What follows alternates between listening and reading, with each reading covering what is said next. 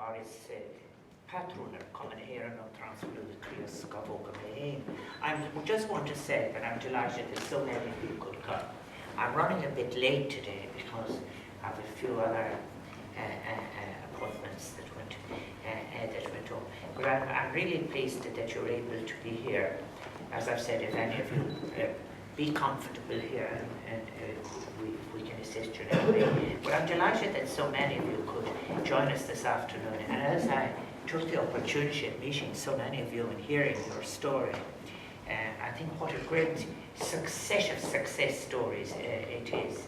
And I want to acknowledge the great work that is carried out by your association. When Paddy Manning wrote to me, and indeed I was delighted to be able to say yes immediately, because I'm very pleased to be patron of your association. I think that as I went round as well, is that what struck me is that you're great examples for success in surgery, and the range of years, and indeed to have met the very first recipient, and to have met people of different ages and of different backgrounds. We owe so much to not just to medical science, but we owe so much to everyone who works in medicine, including all the different support services of physiotherapy and organisation and administration and so on, and very particularly those who volunteer. I think you all have been telling me about the difference that it made in your lives. But what's very, very important is the very practical act of citizenship that you're making by, first of all, by having the association and encouraging others, but also sharing your experience for the benefit of others. I think it's very interesting. One of your physicians has said to me that not being able to distinguish between who was a recipient and who was not was a great tribute to the whole exercise, and indeed it is. So may I say, we've got Áras August I just so want to congratulate those of you, all those people who made it possible for you to be living such full lives, and also, above all else, to recognise and compliment the generosity with which you're responding by drawing attention to the importance of this work. As I've said, I was very happy to accept the invitation to be patron of the association, and very particularly as well because your association is one of the crucial ways of creating awareness of the value of organ donation and transplantation. I think as well those recipients of transplants and to their families, they sometimes are very confused, and sometimes it's of great value to them to be able to get to share the experience of what's involved, and you make it very easy for them. I think I've just met as well the president of the European Heart and Lung Transplant Federation. We've got Áras in Europe. I so want to congratulate you on that. And by working with your counterparts across Europe, you're strengthening the status and the expertise of your association to the benefit not just of older members, but to Irish citizens wherever they may be. We have passed some milestones in the history of heart and lung transplantation in Ireland. Last year was the 30th anniversary of the first heart transplant carried out in 1985 by a pathbreaker in Irish medicine, somebody I had the privilege of knowing, the late Maurice Nelligan.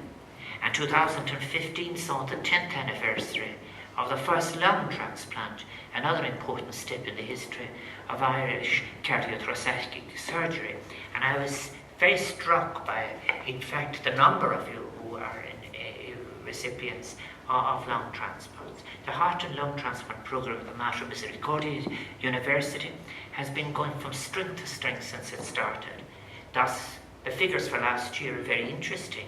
36 lung transplants, the highest number ever, were carried out in Ireland, as well as the first heart and lung transplant. And I think that the bringing home of the lung transplant programme from the Freeman Hospital in Newcastle at the start of 2014 was a very, very important event in Irish medical care. It's of such great benefit to all patients that the Irish lung transplant programme is now in a position to deal with all Irish adults waiting for lung transplants. What a great relief that must be to so many of our citizens and their families. So may I take this opportunity of expressing my sincere gratitude to the expert surgeons and the entire transplant team in the Mater Hospital who have made and continue to make the heart and lung transplant programme so successful. I so wish you well and say thank you for that. Maybe sometimes I think not enough compliments go to those who work in our hospitals, but this is a marvellous occasion. But the success, of course, if you are to have a programme, the success of the programme relies on the willingness of a sufficient number of suitable donors to give their organs. And no transplant would be possible without that generosity, the generosity of families who give their consent to donate their loved ones' organs. And that's where the awareness-raising work carried out by your association is of crucial value. And Ireland has a strong record on organ donation. However, we would all, and I as President, very much endorse the call that we would like to see these donation rates rise even further so that all of our citizens who are in need of transplantation can benefit from what is a life-saving technology. And as you know better than I, transplantation is now a commonplace technique in Ireland, but too many people continue to die each year while they're still waiting for transplants.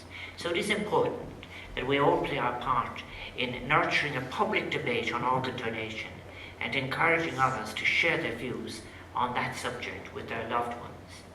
People need to talk about it so as to be able to move on and to just donate. I think organ donation is an action of incredible solidarity. And I do know, of course, that it is a very sensitive and emotional question, entangled with the feeling of loss and bereavement. Very often this extraordinary act of generosity has to happen at a time when people are really traumatized by a great loss. But yet in a very deeply emotional and paradoxical way, it ties notions of life renewed and continued in the gesture of donating their organs or tissues. Donors give to others whom they don't know the most precious of gifts, the gift of life itself. I've often been present, indeed, where people have said goodbye to their loved ones and so forth. And it is in fact actually so wonderful to hear that the actual act of donation itself is of immense value to them in transacting what is a very difficult sense of loss for them. And however sensitive the issue may be, we shouldn't as a society avoid discussing the other fundamental moral questions that are raised by organ donation. The technologies and practices of organ donation and transplant surgery have a profound influence on the ways in which we conceptualize the human body, on how we relate body parts to the whole, to the person. And the shortage of donated organs also has very grave social and ethical implications globally.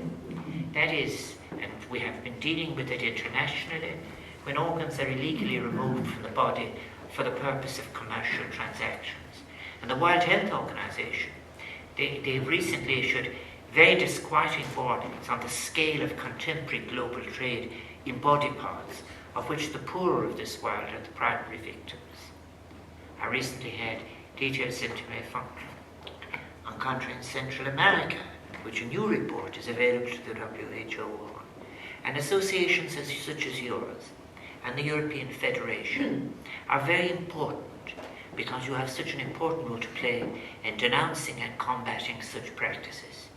So the story of the development of organ transplants then is one of the great successes of modern medicine. I'm so pleased to be able to say that. And indeed it stands as one of the great triumphs of human scientific achievement. I often think at this stage of my life of those who could have done many different things from the sheer intelligence and dedication that they have in their personalities and in their brain.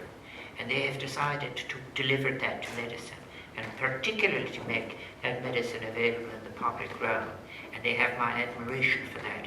What better could you be doing with your life? I think the capacity to translate tragic loss into the gift of life for individuals and their families is something to be celebrated, to be cherished, and to be promoted. And as I look around this room, I want to thank you all very much for your act of solidarity in recognising the importance of all of this, and to see so many people, all of you, dedicated to advancing the cause of organ donation and explanation and advocacy and solidarity, and thus in that way enhancing the life of all your fellow citizens. So thank you for the work you're doing. Agus Gwyn Gocro agus Banat, Gocro the Maker Shuraki mar Agris than sna blianta tóla tíad. Is tris límlih as am méid atá buin se mácáge.